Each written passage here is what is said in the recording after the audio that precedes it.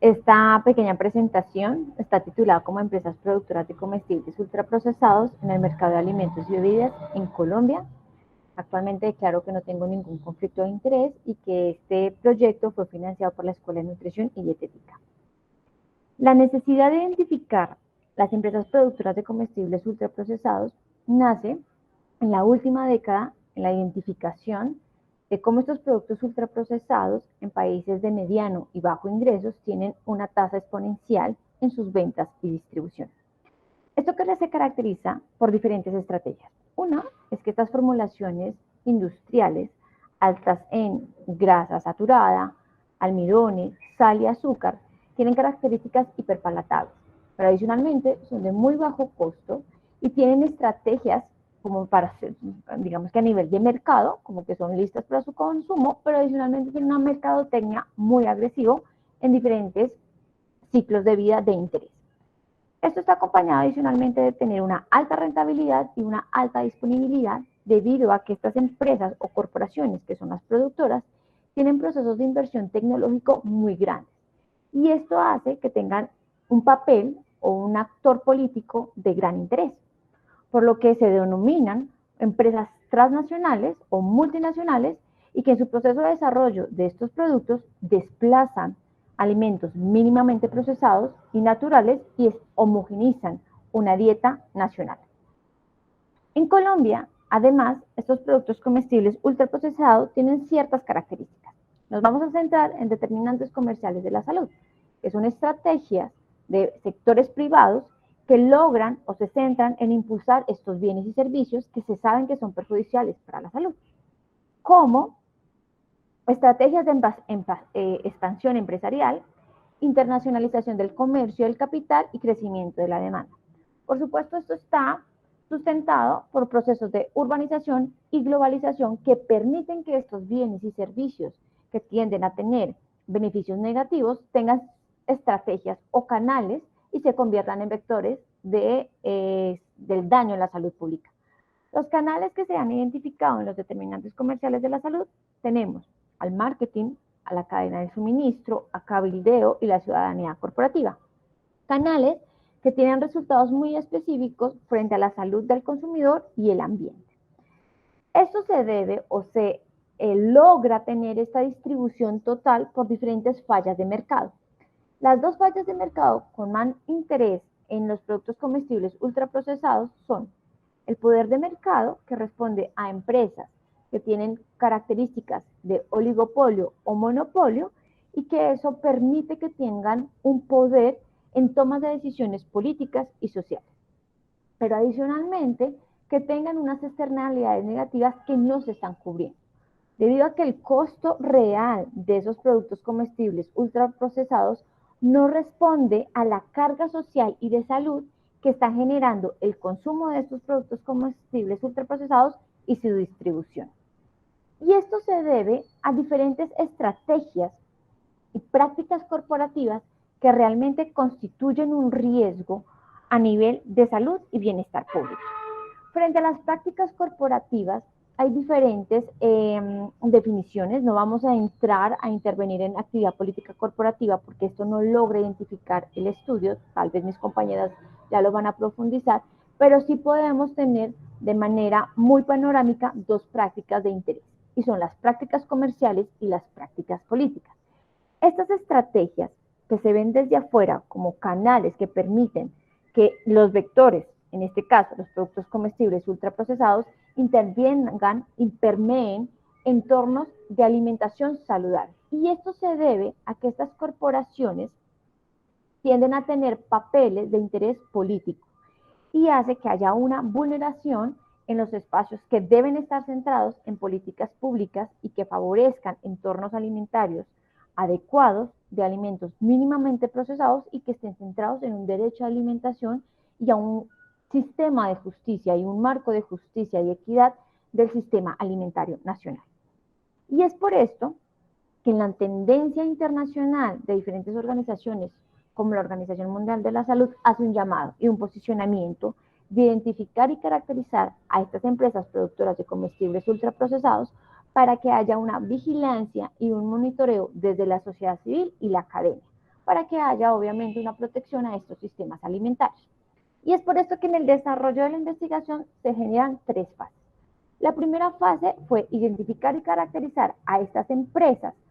productoras de comestibles ultraprocesados en el mercado desde variables de mercado, desde sus prácticas comerciales y desde los principios de la microeconomía. La segunda fase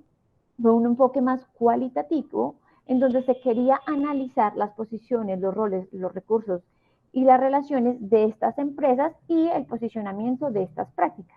para al final hacer una triangulación y permitir identificar las incidencias de estas empresas en el mercado de alimentos y bebidas de Colombia. ¿Cómo se inició? Lo primero es que nos llamó de interés a nivel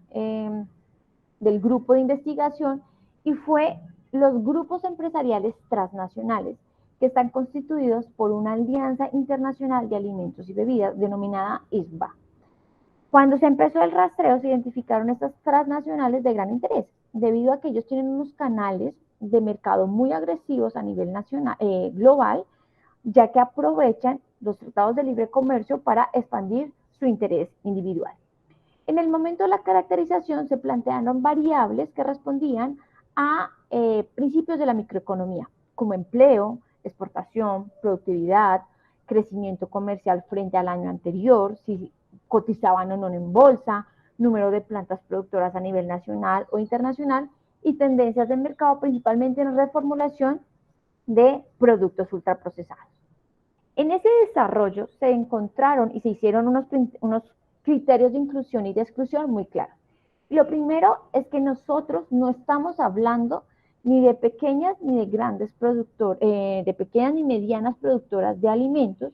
ni que generen materia prima, ni que tengan en su proceso de ventas directas en grandes superficies o medianas. Solamente nos centramos en empresas que tienen un impacto o una incidencia a nivel de mercado, que son realmente lo que luego empezamos a identificar que hay una concentración. En este ejercicio, como les comentaba, se identificaron 50 razones sociales, pero en el desarrollo y la evolución del proyecto se identificaron alianzas, corporaciones o grupos empresariales, identificando estas 35 empresas. En el momento de la identificación y de identificar el poder de mercado, se encuentran y se normalizan 15 grupos empresariales. Cuando empezamos a identificarlos como Nutresa, Coca-Cola, Unilever, Bimbo, PepsiCo y Nestlé, nos llama la atención que son corporaciones transnacionales y que hacen parte de este grupo ISBA. A nivel nacional o grupos nacionales solamente encontramos Nutresa, Alpina y Postobón como grupos empresariales nacionales, pero que tienen una gran incidencia, no solamente a nivel político, sino a nivel de mercado. Adicionalmente decidimos identificar dónde estaban ubicadas sus oficinas administrativas. Esto porque a nivel geopolítico es una completa o una compleja interacción de tendencias a nivel de urbanización y concentración de recursos. Es tan así que el 42% de estas razones sociales identificadas, el 42% está a nivel de Bogotá y el 18% a nivel de Antioquia. Eso solamente refleja comportamientos demográficos, sobre todo de intereses sociopolíticos y de concentración de recursos. Cuando identificamos diferentes, como pueden ver aquí, departamentos, nos llama la atención porque refleja unos cambios etarios que pueden ser representados por productos de mayor accesibilidad, pero que adicionalmente estas empresas privadas toman roles a niveles estatales porque invierten en esas regiones. Entonces generan un sentido de pertenencia en esta población porque no responde el Estado realmente a las necesidades, sino es un privado que llega a subsanar necesidades en las regiones. Cuando se empieza, digamos que ya a final de la investigación, a ver este rol de incidencia en las prácticas comerciales, nos encontramos con unas prácticas centralizadas, con los mismos actores que se lograron identificar de manera inicial. Nutresa, Colanta, Alpina, Alquería y Coca-Cola tienden a tener mayores vínculos en el objetivo de tener mayor disponibilidad de sus productos comestibles ultraprocesados a nivel nacional. Y es por esto que identificamos y evidenciamos que hay un rol oligopolístico a nivel nacional. Y esto llama la atención porque cuando hay oligopolios, usualmente estas empresas, a tener una estrategia de mercado y comerciales tan grandes, logran influir no solamente en gobiernos, sino en políticas públicas que controlan y pueden controlar cadenas de suministros, recursos, tierras productivas y mano de obra barata. Y hace que desafortunadamente la dependencia económica nacional esté fluctuada por trabajos ocasionales y que dependen de estos productos comestibles ultraprocesados, se desplazan los pequeños agricultores por no tener el rol económico de poder competir con estas inversiones de grandes capitales y que haya una concentración, por supuesto, a nivel de tierra. Muy bien, muchísimas gracias, Cindy Alejandra. Y bueno, ahora le cedo la palabra a María Alejandra Niño Duque. Bueno, muchas gracias por la presentación. Voy a empezar a compartir mi pantalla. Bueno, para mí es un placer y un gusto poder estar aquí en este espacio, en la universidad de la cual egresé como nutricionista dietista. Y hoy les quiero compartir la investigación que pude realizar en el marco de mi maestría en salud pública que realicé en el Instituto Nacional de Salud Pública de México.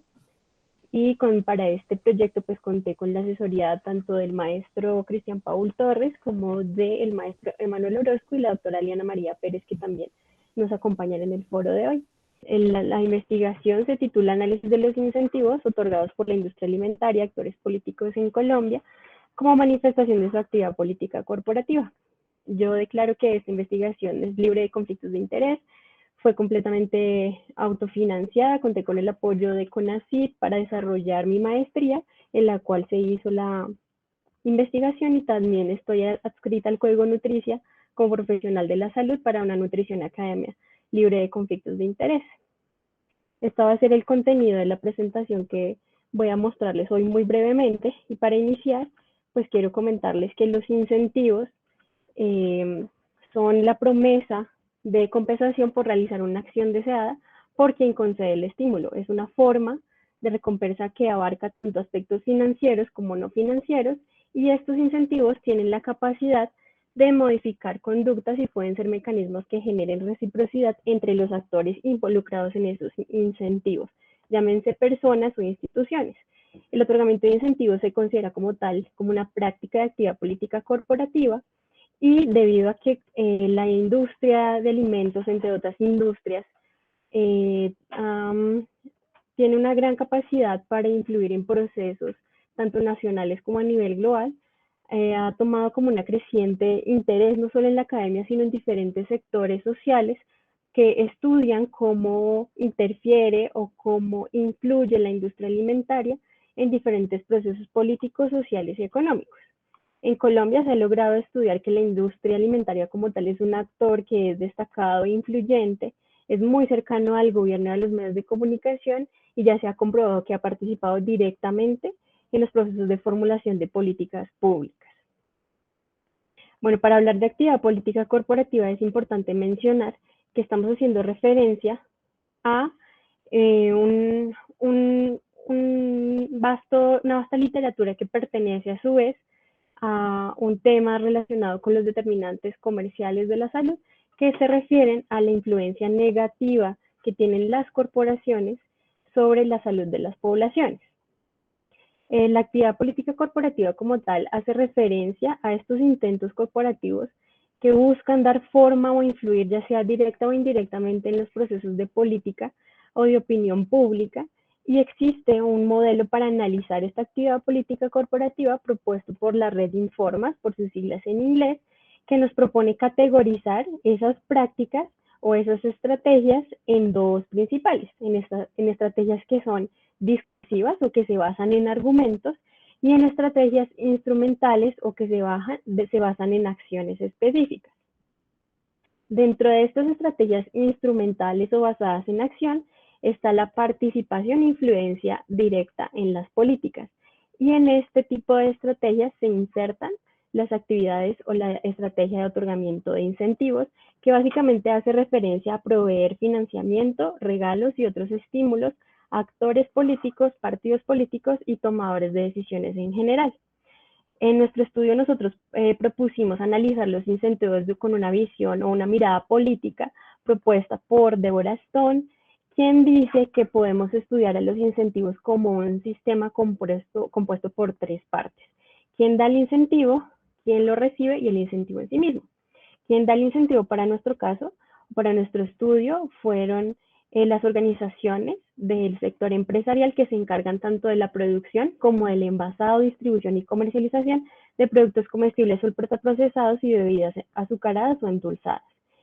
Y quienes reciben los incentivos son los actores políticos, y con ello hacemos referencia a personas y organizaciones tanto del poder legislativo como ejecutivo del gobierno de Colombia. Nuestro estudio fue básicamente un análisis de grupos de interés apoyado en métodos cualitativos, y nosotros para ello hicimos como 5 fases, que son las que aquí planteo, y bueno, les voy a mostrar como rápidamente qué logramos a través de nuestro estudio. Encontramos que hay actores muy influyentes de la industria alimentaria que participan en el otorgamiento de incentivos, y destacamos aquellos que fueron como con las mayores menciones de acuerdo a nuestros participantes y la literatura que pudimos revisar. También encontramos que hay partidos políticos que destacaron en la recepción de ciertos incentivos otorgados por la industria y que también tienen un alto poder a nivel político en Colombia. Hicimos una revisión en Twitter y también encontramos que actores del poder ejecutivo también recibieron diferentes tipos de incentivos de la industria alimentaria, y cuando nosotros indagamos cuáles eran los criterios de selección que tiene la industria para saber a quién darle incentivos, en general nuestros participantes nos explicaban que estos tienen unos criterios de mercadeo y se concentran en esos escenarios donde se están desarrollando propuestas o acciones que son de su interés, y que puede ser tanto un ámbito local, regional o a nivel nacional. Y generalmente tienden a concentrarse en ciertas cámaras del Senado donde se discuten temas de interés, por ejemplo en la Comisión Tercera, en donde se tratan aspectos tributarios, en la Comisión Sexta, que es donde se discuten los tópicos relacionados con la educación, y en la Comisión Séptima, donde se discuten temas de salud. Nosotros encontramos y tipificamos 7 tipos de incentivos diferentes, en donde el financiamiento a campañas electorales fue un tipo de incentivo con el mayor número de hallazgos en nuestra investigación, y a su vez también encontramos que existen donaciones que entrega la industria alimentaria a actores ejecutivos, en donde destacaba, por ejemplo, en las donaciones en especie que donaban agua, paquetes alimentarios. La pandemia fue una coyuntura en donde la industria alimentaria pudo donar equipamiento médico,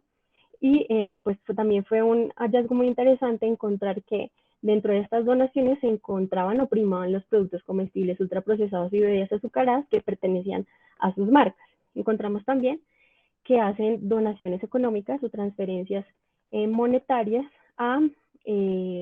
actores políticos específicos a cambio de un voto a favor en contra de determinado proyecto o iniciativa de ley. También otorgan regalos, como son invitaciones a restaurantes, cenas en festividades, paseos en yate en Cartagena, en donde parece ser que Cartagena es el mayor lugar turístico de relacionamiento para otorgar este tipo de incentivos, y entretenimiento, como son las entradas a boletas a conciertos, a partidos de fútbol, a eventos gremiales, entre pues otro tipo de incentivos en donde se notaba que sí caracterizaban muy bien a la persona a quien le iban a dar determinado incentivo, y a partir de ahí le ofrecían algo. Por ejemplo, encontramos que a algunas personas les ofrecían pagar los estudios en el exterior a sus hijos o hijas, o les ofrecían instalarse en Bogotá a aquellos senadores o congresistas que no eran de Bogotá, que es donde se ubica el recinto parlamentario.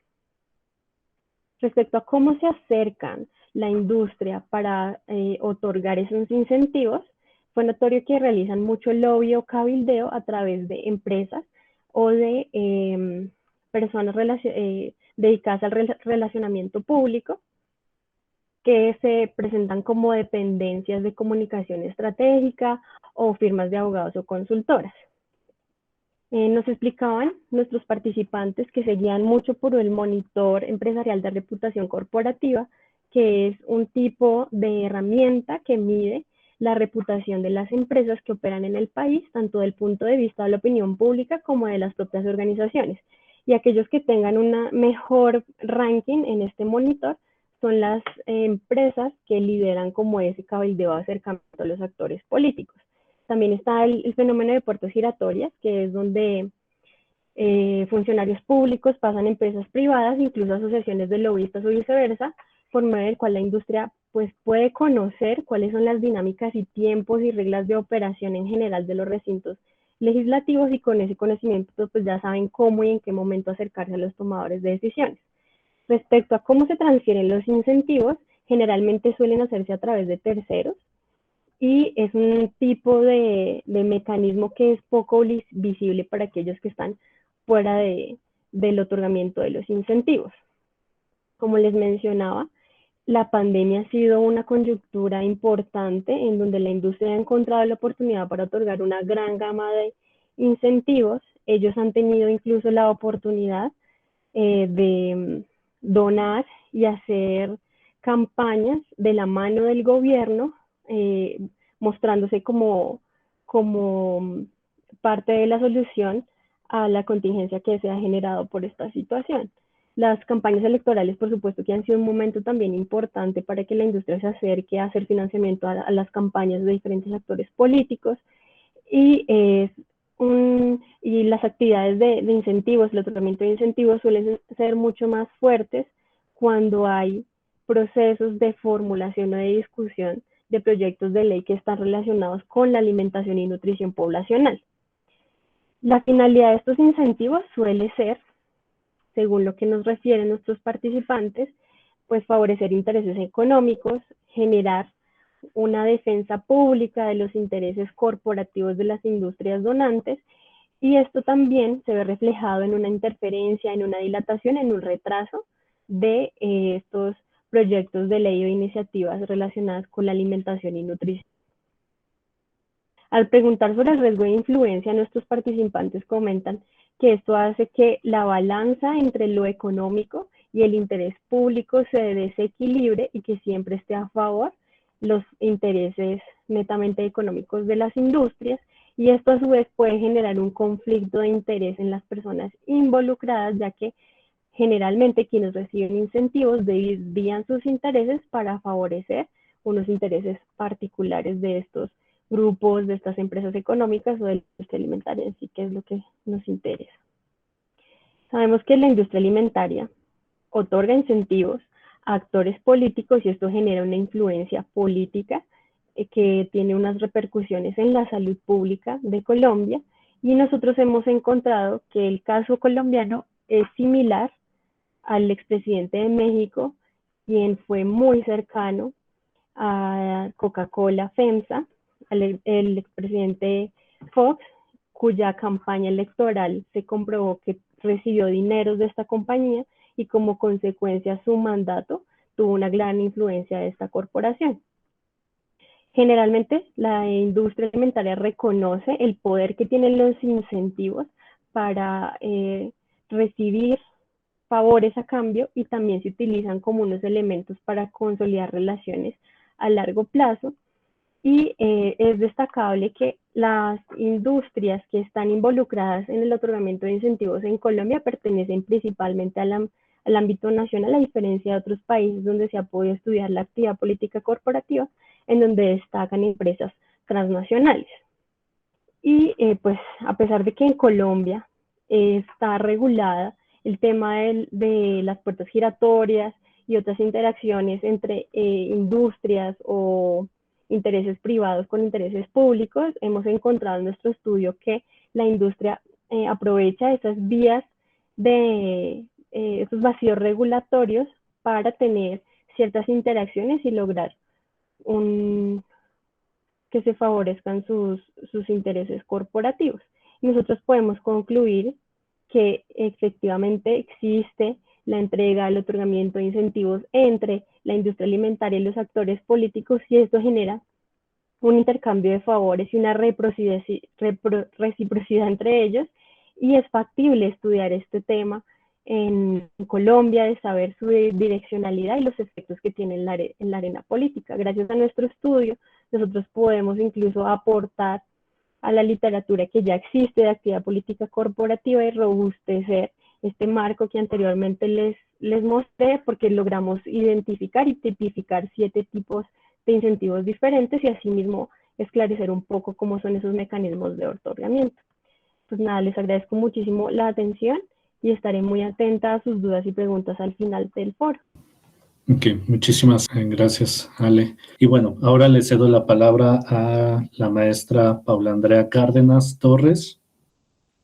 Bueno, pues buenas tardes. Agradezco a todos su participación hasta este momento. Mi nombre es Paula Andrea Cárdenas y lo que voy a hacer es presentar de manera muy resumida los resultados de mi proyecto de investigación con el cual obtuve mi título de maestría en salud pública.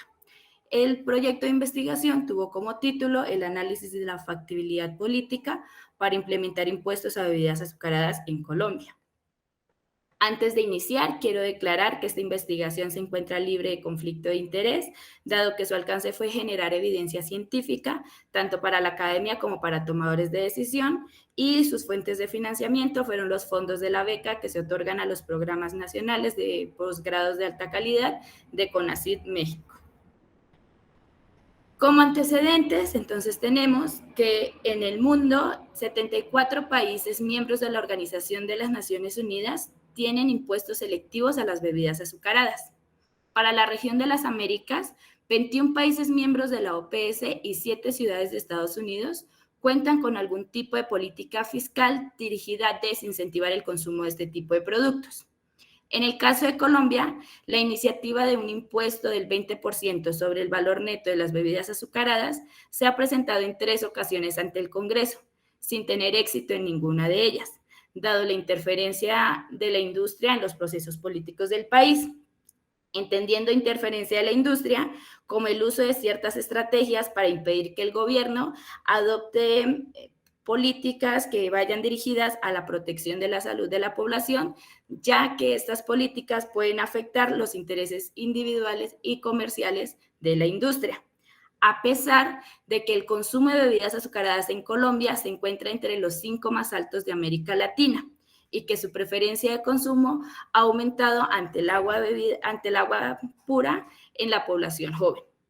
Los mayores consumos se están presentando en las poblaciones con niveles socioeconómicos bajos, quienes a su vez son quienes presentan mayor número de padecimientos de enfermedades crónicas no transmisibles. Y dado que el consumo excesivo de bebidas azucaradas se encuentra relacionado como un factor de riesgo para el aumento de caries dental, exceso de peso y obesidad, se considera que este tipo de impuestos pueden inducir cambios en el comportamiento de la población y corregir externalidades e internalidades del mercado, que son estas fallas de las que nos hablaba Alejandra Pachón al comienzo. En nuestro marco teórico que nos centramos, entonces nuestra finalidad era estudiar la factibilidad política, la cual se define como esta capacidad de anticipar la posible resolución a una alternativa política planteada. Para esto partimos del ciclo de las políticas, el cual es una construcción conceptual que lo que busca es describir el proceso para la elaboración o la toma de decisiones. De este ciclo de las políticas nos centramos en sus 2 primeras fases: la identificación y selección de los problemas y la formulación de alternativas, ya que estas 2 fases dan origen a lo que se conoce como la agenda política pública. Varios autores coinciden en que la factibilidad de que un tema entre y se mantenga dentro de la agenda va a depender de varios factores. Primero, la voluntad política de los actores políticos, el análisis de la política, que se refiere al análisis de todo el contexto que rodea la iniciativa, y por último, las estrategias políticas que se utilicen para mantener el tema vigente. Estos factores los analizamos a partir del modelo de vertientes múltiples, el cual les voy a explicar más adelante. Y de igual manera, varios autores coinciden en que estos análisis de factibilidad política deben estar acompañados de un mapeo de actores, en el cual se determine el poder, la posición y los intereses de los actores que están involucrados ante la alternativa. Este mapeo de actores lo hicimos tomando principios del análisis de grupos de interés, enfoque de redes de políticas públicas y el análisis de redes sociales. Bueno, nuestro modelo de vertientes múltiples lo que nos proporciona es un marco de condiciones necesarias para lograr la aprobación de una alternativa de política pública. Esto se genera a partir del análisis de 3 vertientes. La primera es la vertiente de los problemas, en el cual se analizan todos los sucesos que llegan a cambiar, a captar la atención o a generar un cambio drástico en ciertos indicadores. En segundo lugar, está la vertiente de las opciones de la política, en donde se analizan las alternativas que se han generado en torno a la problemática identificada. Y por último, se encuentra la vertiente de la concertación de la política, la cual es una vertiente un poco independiente de las dos primeras, dado que en ella se analiza la ideología o el contexto político que rodea la iniciativa. Cuando estas 3 vertientes coinciden, se genera lo que se conoce como una ventana de oportunidad, la cual se da en un lapso de tiempo determinado y debe ser aprovechada por lo que el autor determina como los emprendedores políticos, que son los actores más capacitados para hacer uso de los recursos y las estrategias con el fin de aprovechar esta ventana de oportunidad y lograr introducir el tema dentro de la agenda. Bueno, para esto lo que hicimos en primer lugar fue una búsqueda documental de ciertas fuentes de información, de la cual obtuvimos en la literatura especializada 10 artículos referentes al tema, en la parte de la literatura gris, 4 minutos de la Gaceta del Congreso, 25 artículos que obtuvimos de periódicos de incidencia nacional y de un medio independiente, y de manera complementaria hicimos un análisis de redes sociales en donde analizamos Twitter a partir de su opción de búsqueda avanzada y identificamos 55 tweets generados por 31 usuarios distintos. De esta búsqueda documental obtuvimos un primer listado de actores en donde fueron 70 los actores identificados. Esta lista inicial se completó con aquellos que fueron referenciados durante las entrevistas como actores relevantes en este proceso para un total de 75 actores. Estos 75 actores fueron invitados a participar a entrevistas semiestructuradas para obtener información de una fuente primaria, y de estas invitaciones se obtuvieron 7 contestaciones negativas, en su mayoría por parte de la industria. 3 personas o 3 actores contestaron y aceptaron la invitación, pero no se lograron concretar estas entrevistas, dado que el periodo en donde se levantó la información fue el periodo en donde se desató el paro nacional en Colombia y pues las agendas de varios legisladores cambiaron abruptamente. 45 nunca contestaron, a pesar de que una vez enviada la invitación se reiteró al mes la invitación para participar, y por último 20 personas lograron acceder a esta entrevista semiestructurada, y lo que se hizo fue un análisis de contenido tanto de las entrevistas semiestructuradas como de la búsqueda documental y luego una triangulación de esta información para así lograr obtener pues primero una caracterización de las corrientes del modelo de Kingdom que usamos para guiar la investigación, en donde obtuvimos que en la parte de los problemas, los promotores del impuesto consideran que el consumo de bebidas azucaradas está asociado a este aumento en el sobrepeso, la obesidad y las caries en el país, y que estos son problemas de salud pública. Por lo tanto, es necesario este tipo de iniciativas, pero que si no se ha dado hasta el momento, es dado a este bloqueo que se da por parte de la industria de bebidas azucaradas. Por su parte, los opositores consideran que la ingesta de bebidas azucaradas no es la única fuente de azúcar para el cuerpo, y que bajo este principio se deberían de gravar varios productos que hacen parte de las comidas tradicionales del país, y que de igual manera, este tipo de medidas restringen la libertad de decisión individual de la población. En la parte de las opciones de la política, los promotores consideran que la opción más viable es la aprobación del impuesto a las bebidas azucaradas, dado que es una medida costo efectiva que ha sido basada en evidencia y que ha resultado efectiva en los países donde se ha implementado. Por su parte, los opositores consideran que la solución al aumento de los índices de obesidad y sobrepeso es el fortalecimiento y el cumplimiento de la Ley 1355, en la cual se establece un conjunto de actividades dirigidas a fortalecer y crear ambientes saludables, a partir de la educación y la comunicación al consumidor. Por último, en la parte de la concertación de la política, los promotores del impuesto consideran que no se ha dado este debate abierto y amplio, dado toda la influencia política de la industria que ha logrado posicionar sus intereses comerciales a través de los fenómenos de puertas giratorias, financiamiento de campañas y demás estrategias de las cuales nos hablaba Alejandra Niño. Por su parte, los opositores consideran que si la iniciativa no ha tenido éxito hasta el momento es porque es una iniciativa que no ha salido desde el gobierno o con apoyo de la misma presidencia. En nuestro mapeo político, lo que resaltamos es que a pesar de que en nuestro listado la mayoría de actores estaban a favor de la iniciativa, pues a través de del programa Policymaker se logró determinar que el poder de los actores que se encuentran en contra es mayor, dado a su capacidad financiera, su incidencia en medios de comunicación y su poder en la toma de decisiones. Por lo tanto, se puede determinar que en el escenario actual esta iniciativa sigue bloqueada y que estos actores que se lograron entrevistar, pero que se denominaron como no movilizados, toman relevancia en el momento en que se reactive este debate para que puedan poner una balanza a favor de la iniciativa. De igual manera, y como última sección de nuestros resultados, logramos hacer un listado de las oportunidades según la percepción de las personas que logramos entrevistar para que esta iniciativa pues tenga éxito. Los actores que se encuentran a favor consideran que la oportunidad más relevante para esta iniciativa es una renovación del Congreso y a partir de las elecciones legislativas y presidenciales que se darán en el 2022, con fin o en miras a que se posicione un gobierno y un Congreso más progresista con mayor apertura a este tipo de iniciativas. Otra oportunidad identificada por los actores a favor es la crisis económica generada por la COVID-19, dado que estas crisis económicas pues ya se han planteado una recuperación a partir de reformas tributarias. Entonces, este tipo de iniciativas se podrían incluir en estas reformas tributarias. De igual manera, hacen el llamado a una mayor vinculación por parte de la academia para que haya un traslado de la cátedra a los debates públicos, una mayor apertura del debate por parte del Congreso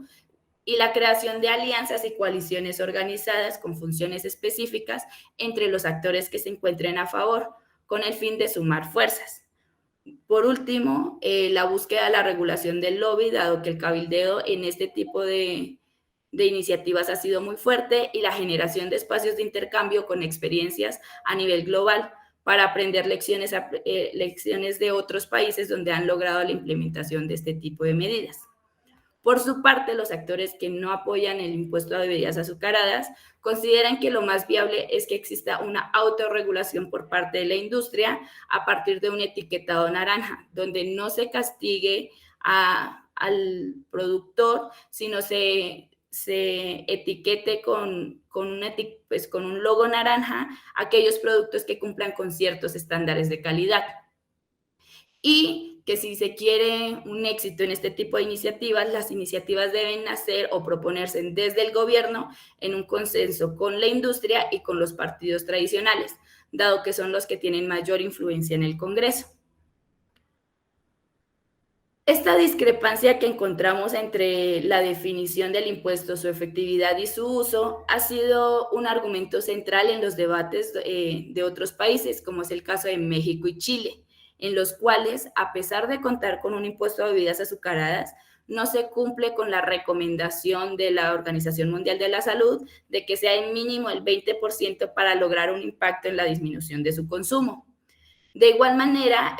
las estrategias que se han utilizado hasta el momento en Colombia para bloquear la iniciativa por parte de la industria coinciden con un informe del Banco Mundial en el cual exponen todas este tipo de estrategias y presión de grupos de interés para bloquear esta iniciativa a lo largo de todo el mundo, en donde entra el otorgamiento de incentivos, el marketing agresivo, el bloqueo de la iniciativa a partir de los procesos de puertas giratorias,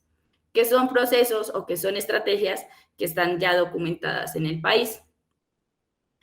Estos escenarios que estamos o que salieron a relucir durante las entrevistas, que son la crisis económica y el cambio administrativo del 2022, han sido escenarios que han resultado propicios en otros países para posicionar el tema dentro de la agenda y lograr su aprobación, como es el caso de México, quien en el 2014 tuvo un cambio de gobierno y sufrió una crisis económica por una baja en el precio del petróleo, y fue así como lograron introducir el tema del impuesto a la bebida azucarada en la agenda política pública. Y por último, pues cabe resaltar la importancia de mantener este tema dentro de la agenda política pública, ya que esa fue la forma en que se logró la aprobación de la ley de etiquetado frontal de manera reciente, a partir de ejercicios de movilización social y trabajos de incidencia en el Congreso por parte de organizaciones de la sociedad civil y los pequeños grupos en el Senado. De manera general de este estudio, lo que podemos concluir es que la factibilidad política del impuesto a bebidas azucaradas dentro de la agenda política pública hasta el momento está siendo afectada por la presión de grupos de interés y el contexto político actual del país. Pero a pesar de esto, la pandemia de COVID-19 y las elecciones del 2022 están configurando nuevas ventanas de oportunidad, por lo que resulta importante que los actores que se encuentran a favor continúen con su trabajo de visibilización y posicionamiento del tema dentro de la agenda. Las recomendaciones que nosotros hacemos de manera general, en primer lugar, es que los promotores del impuesto mantengan este tema vigente para lograr el aprovechamiento de estas ventanas que se están configurando y lograr posicionar el tema de la agenda. De igual manera, como paso seguido a esta iniciativa, es que lograr que el tema siga avanzando en las demás fases del ciclo de la política pública, porque como vimos, pues este trabajo se centró en las dos primeras fases, ¿no? Pero pues es necesario hacer un seguimiento y cumplimiento del resto de las fases del ciclo de la política. Y por último, pero no menos importante, es que esta política o este tipo de iniciativas deben de estar alineadas a otras políticas que contribuyan o que vayan al mismo fin. En este caso, que sería el etiquetado frontal de alimentos y el control a la publicidad dirigida a menores de edad, con el fin de que se logre un mayor impacto en la disminución de las enfermedades crónicas no transmisibles.